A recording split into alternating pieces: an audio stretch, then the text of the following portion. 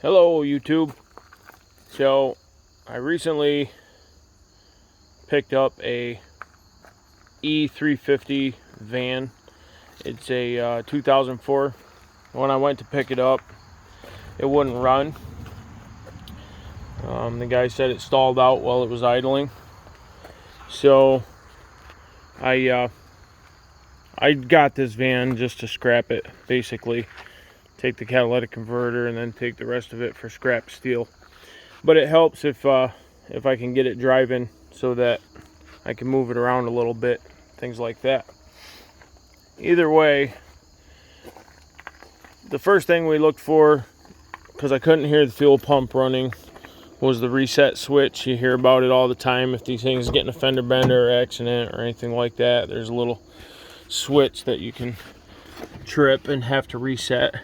So if anybody's ever looking for that switch on a E350 van, I found this one right down in here on the wiring harness, passenger side door jamb.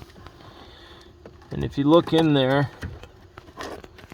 you can see the switch. My light's dead on my phone right now, but you can see the top of the red right there. You just reach your finger up in there and click it down, and that'll reset the fuel pump. Well, it'll supply electricity to the fuel pump.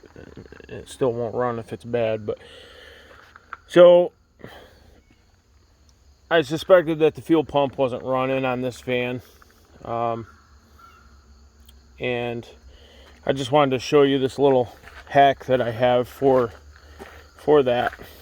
If you ever get stranded, or if you have to pick up a vehicle somewhere that you suspect has a bad fuel pump, it's pretty easy to well, most vehicles, it's pretty easy to get to the fuel line. And you can see here the fuel line comes off the fuel rail, and it's usually with a quick disconnect. This had a blue casing on it. I cut that line from here. Usually your supply line is blue, so when I cut it, I just removed that. So what this little hack is that I have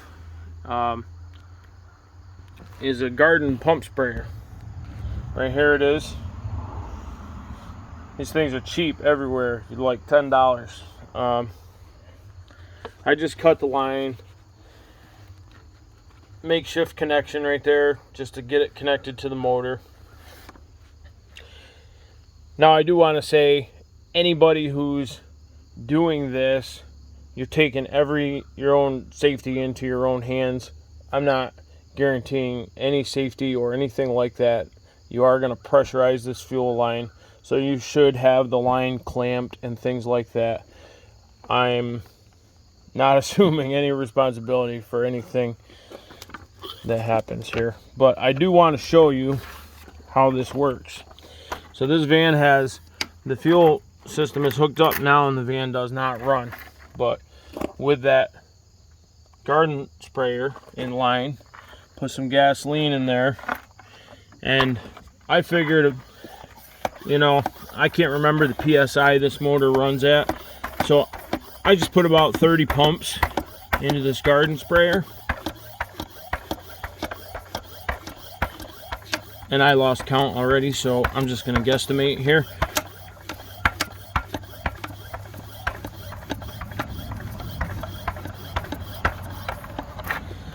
So there, that garden sprayer is pressurized, probably good enough. And we'll see what that does.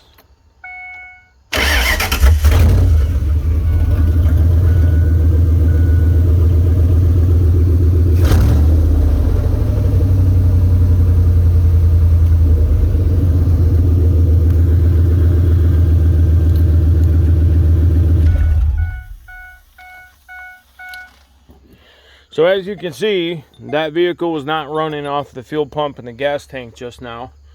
So basically all $30 worth of gas can gas we dumped in the van thinking it might be out of gas was a complete waste.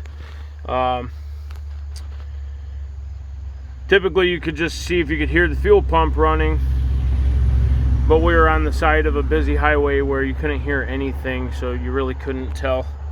But either way, I have boats, Small engine stuff that has fuel problems all the time, these little garden pumps are a great way to get the fuel to something that you're trying to test. So in this case, now I can move this van all around and it's good to go. So give it a thumbs up if you like the video, subscribe or something. I don't really know how YouTube works. From time to time I come up with little tips and tricks on stuff, and I'll try to keep posting them. Thanks a lot.